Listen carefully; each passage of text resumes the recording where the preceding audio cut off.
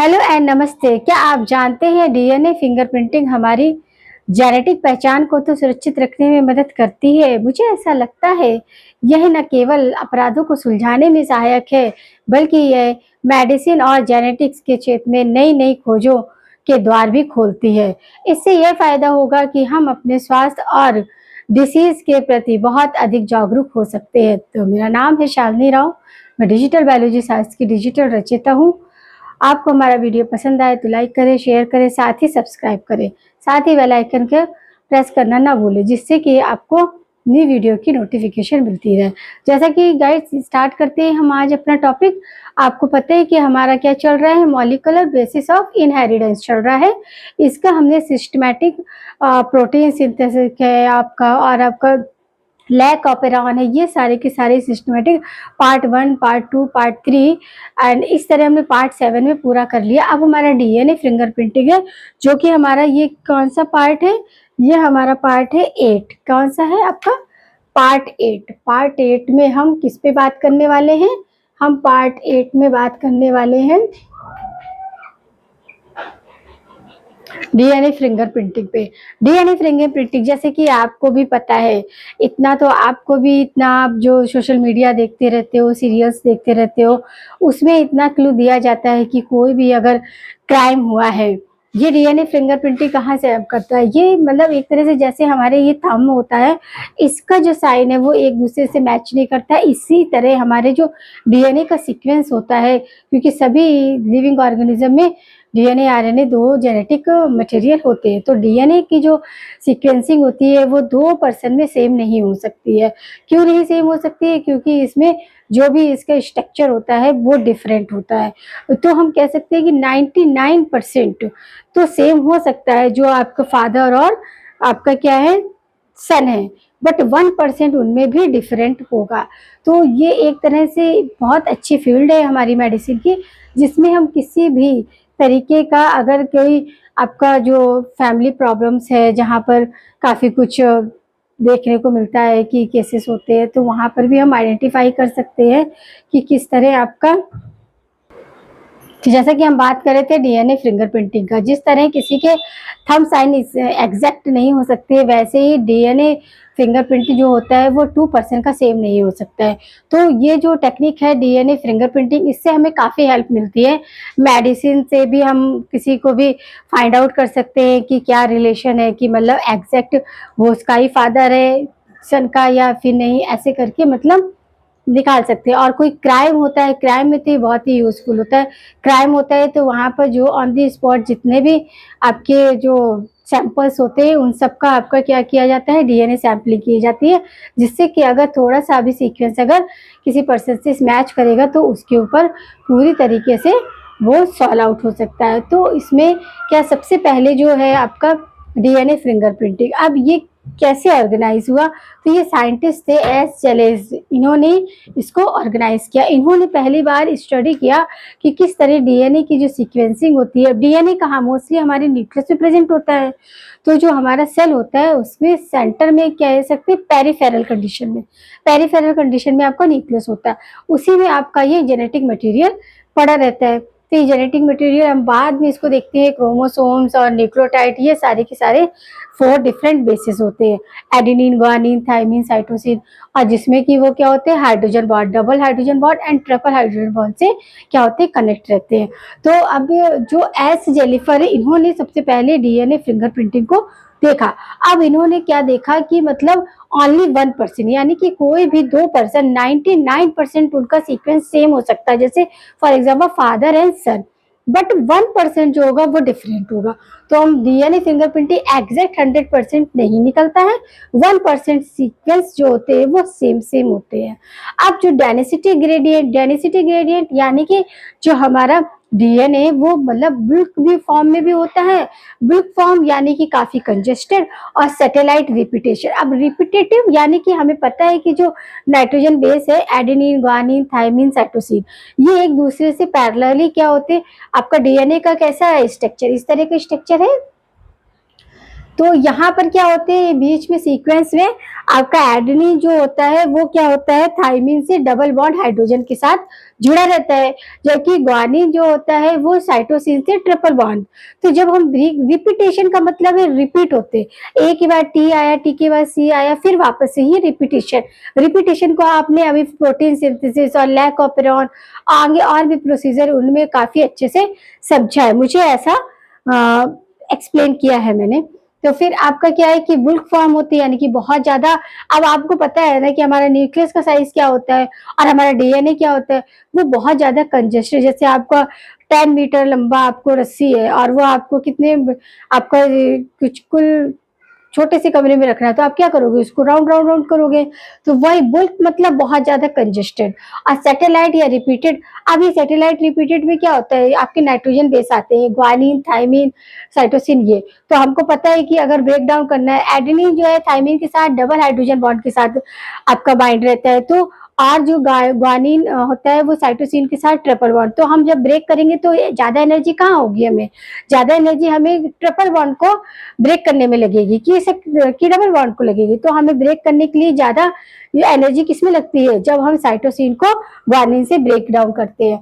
अब यही जो सैटेलाइट रिपीटेशन है, ये हमारा 2 तरह का होता है, यानी कि डीएनए जो है वो लार्ज नंबर में भी आपका रिपीटेड कर सकते हैं और आपका माइनर में भी कर सकते हैं। तो यही हो गया मिनी रिपीटेशन या माइक्रो रिपीटेशन।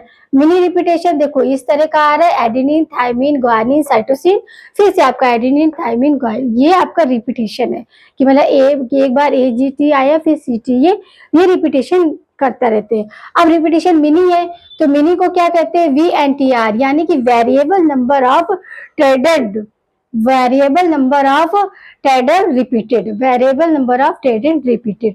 और जो माइक्रो होता है ये मिनी से भी बहुत स्मॉल होता है। अब जब हमारी डीएनए फिंगरप्रिंटिंग की एक्टिविटी होती है तो उससे बहुत सारी प्रोसीजर होती है, जैसे कि सब मैंने पहले आपको क्लियर कर चुके हैं। जैसे कि आइसोलेशन, आइसोलेशन यानी कि क्या है, यहाँ पर कुछ ऐसे केमिकल यूज किए जाते हैं जिनसे कि डीएनए से रिएक्शन करवाई जाती है। फिर कटिंग किया जाता है, क्योंकि डीएनए है तो पूरे डीएनए को तो हम टेस्ट नहीं करेंगे, डीएनए फिंगरप्रिंटिंग पूरे फ्रेगमेंट की नहीं, पर्टिकुलर एक फ्रेगमेंट की होती है। फ्रेगमेंट को हम कैसे, आपका जो सीजर होती है वो यूज करते हैं, ऐसे नहीं जैसे हमने ये मार्कर ले लिया और इसको लिखना है तो हमने easily open remove your cap and write down on the black board, ऐसा नहीं। जो हम ये सारी की सारी केमिकल लेबोरेटरी में जो होते हैं वो सब हमें ग्लव्स पहन के और सारे इनके इंस्ट्रूमेंट वही यूज करना है, इनकी सीजर होती है उसी से आप कट करोगे। तो कटिंग करेंगे, सेपरेशन करेंगे, फिर ट्रांसफर करेंगे। ये 4 प्रोसीजर आपके किसमें होते हैं, डीएनए फिंगरप्रिंटिंग में इन्वॉल्व होते हैं। कौन कौन से होता है, आइसोलेशन, कटिंग, सेपरेशन और ट्रांसफॉर्मेशन। अब इसमें हमें और देखना है कि जो हमारा रिपीटेशन हो रहा है उसमें से क्या है 1% आपका सेम नहीं होता, तो उसमें क्या होता है आपका SNP। अब SNP क्या हो गया, सिंगल न्यूक्लियोटाइड प्रोटीन। जो सिंगल न्यूक्लियोटाइड प्रोटीन है वही रिपीटेड नहीं होती है, और उसी 1% से आप किसी के डीएनए फिंगरप्रिंट को टेस्ट आउट कर सकते हो। 99% तो आपका सेम होता है, मगर 1% जो आपका single protein, single nucleotide protein है उसका सीक्वेंस अरेंज होता है, उसकी वजह से आपका डीएनए जो होता है वो सेम नहीं हो सकता है। अब इसके बाद ये प्रोसीजर देखेंगे हम कि किस तरह ये प्रोसीजर हो। यहाँ तो मैंने थ्योरिकल आपको सारा बता दिया, आप प्रोसीजर में चलेंगे। जैसे कि हम किसी का डीएनए चेक करने जा रहे हैं तो क्या करेंगे, सबसे पहले ब्लड का सैंपल लेंगे। ब्लड के सैंपल को क्या करेंगे, एक्सक्रेट डीएनए, यानी कि क्या करेंगे उसको टेस्ट ट्यूब में डाल के, फिर आप सेंट्रीफ्यूगल एक मशीन होती है उसमें डाल के उसको क्या करेंगे, रोटेट करेंगे। रोटेट करने के बाद यहाँ पर इस तरह का स्ट्रक्चर हमें मिलेगा, एक्सक्रेट डीएनए। डीएनए इस तरह एक्सटेंट कंडीशन में मिलेगा। अब इसके बाद क्या करेंगे, ये जो एक्सटेंट डीएनए है इसको हम क्या करेंगे, रेस्ट्रिक्टेड एंजाइम से क्या करेंगे, फिल कर, जैसे स्लाइड बनाते हैं उससे वॉश आउट करेंगे। तो जब हम वॉश आउट करेंगे तो जो ये आपका एक्सटेंट डीएनए था, अब ये क्या करेगा, ऐसे ऐसे ऐसे ऐसे छोटे छोटे फ्रेगमेंट पे ब्रेक डाउन हो जाएगा। क्या हो जाएगा, ब्रेक डाउन हो जाएगा। रेस्ट्रिक्टेड एंजाइम्स का क्या काम होता है, एंडोन्यूक्लियस होता है, क्योंकि ऐसे हर किसी को ये स्पेसिफिक होता है। अब आपने बोला डीएनए फिंगरप्रिंटिंग करनी है तो डीएनए कट कर, कहीं से भी कट नहीं करना है, स्पेसिफिक पोर्शन होगा, स्पेसिफिक चीज होगी जो जिससे आप करोगे। तो स्पेसिफिक मोस्टली कॉमन यूज क्या करते हैं, ECORI, इसका फुल फॉर्म पता है। तो इसी वो आ रहा है, इसको ही कॉमनली हम इंडोन्यूक्लियस के फॉर्म में, इंडोन्यूक्लियस यानी कि जो फ्रेगमेंट हमें एक्सक्रीट न्यूक्लियर डीएनए का फ्रेगमेंट मिला है उसमें जेल कराते हैं और फिर इसके बाद क्या कहते हैं रिस्टिक एंजाइम को इन्वॉल्व करते हैं। और रिस्टिक एंजाइम पर्टिकुलर एंडोन्यूक्लियस जो है वो स्पेसिफिक होता है। मोस्टली हम क्या यूज करते हैं, ESO-RI को यूज करते हैं। फिर क्या किया, ये हमारा हुआ। अब इसको हम क्या ले गए कि आपका जो भी डिस्क है लेस ड्यूरेबल होती है उसमें हम क्या करते हैं, इसकी जेल इलेक्ट्रोफोरेसिस कराते हैं। जब यहाँ पर जेल इलेक्ट्रोफोरेसिस कराई जाती है तो डीएनए जो होता है ये बैंड के फॉर्म में सेपरेट हो जाता है। क्या हो जाता है, separate into band by gel electrophoresis. अब जेल इलेक्ट्रोफोरेसिस क्या है, ये साइज के अकॉर्डिंग होता है। जैसे हमने देखा था कि आपका रिकॉम्बिनेशन कर रहे थे तो जब सीजर से कट कर रहे थे तो जो सबसे बड़े थे वो क्या थे, नीचे चले गए थे और छोटे वाले ऊपर आते। ऐसे जब यहाँ पर जेल फोरेसिस कराएंगे इलेक्ट्रोफोरेसिस तो क्या होगा कि जो डीएनए के फ्रेगमेंट है वो दो तरह के आपको इंडिकेट होंगे। एक लार्ज, एक जो लार्ज होंगे उनमें मोर्टेलिटी सबसे कम होगी और जो आपके एक्टिव होंगे वो जो छोटे होंगे वो बहुत एक्टिव होंगे। देखा भी गया है कि मतलब अपनी सोसाइटी में ये एग्जांपल देखो, जो छोटे बच्चे होते हैं वो ज्यादा एक्टिव होते हैं और बड़े वाले क्या है उनको तो धक्का मारना पड़ता है। तो ऐसे ही आपके क्या है कि जब सेपरेट होंगे आपके डीएनए के फ्रेगमेंट, जो लार्ज होंगे उनमें मोर्टेलिटी कम होगी जबकि स्मॉल फ्रेगमेंट होंगे वो काफी एक्टिव होंगे। अब यहाँ पर क्या है, ये जो हो गए बड़े, ये क्या है लेस ड्यूरेबल है।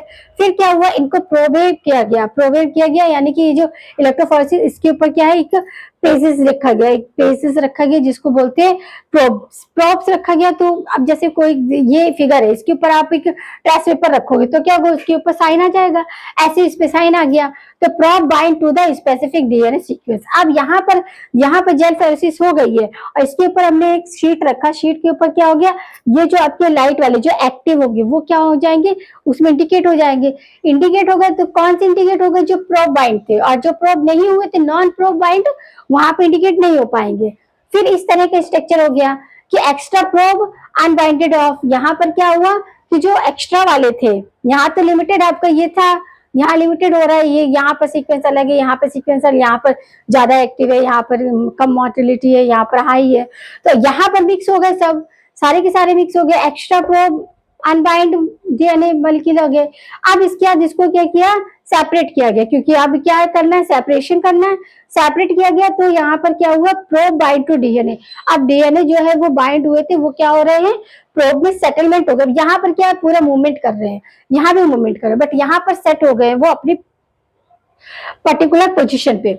अब क्या हुआ कि इसके बाद हम क्या करेंगे, जब हमारे सेट हो गए तो हम एक्सरे फिल्म तो देखी होगी ना सबने, क्योंकि अब इतना कभी ना कभी तो किसी का रिलेटिव का देखा होगा, या कभी कभी हमको भी थोड़ा इंजरी हो जाता है तो एक्सरे वगैरह निकलवाना पड़ता है। एक्सरे में कैसे आपको फिल्म दिखती है कि हमारा जो रिप सिप्स है वो सारा क्लियर दिखता है, तो ऐसे आपका क्या एक्सरे फिल्म दिखेगी। अब एक्सरे फिल्म के बाद जब हम देखेंगे उसे तो विजिबल बैंड इस पैटर्न में, और ये पैटर्न जो होगा वो जो सैंपल लिया है हमने क्राइम में या फिर जहां पर आइडेंटिफाई करना है कि ये फादर जो है वो सन का पर्टिकुलर रिलेशन है या नहीं, तो ये सीक्वेंस क्या होगा, आपके ओल्ड सैंपल से मैच किए जाएंगे।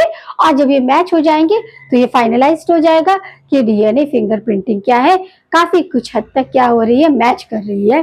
तो यहाँ पर हमने ये बहुत ही इम्पोर्टेंट और छोटा सा कंसेप्ट देखा कि डीएनए, क्योंकि यही केवल रह गया था और बाकी तो सारा सिलेबस में हो चुका है सारा। हमने लैकोपेरॉन और आपका प्रोटीन सिंथेसिस और आपका जो आगे आपका ये था ये ट्रांसलोकेशन, ट्रांसक्रिप्शन, ये सारे के सारे कहाँ पर आपका डीएनए, कहाँ पर आरएनए, कहाँ पर मैसेंजर आरएनए बनेगा, कहाँ पर आपका ट्रांसफर आरएनए रहेगा, ये सारे का सारा आपका कंप्लीट हो चुका है। केवल डीएनए फिंगरप्रिंटिंग था तो जो यहाँ पर हमने आज कर दिया है विथ फिगर भी, और आपको यहाँ पर ही बता दिया कि कैसे कंडीशन में होता है।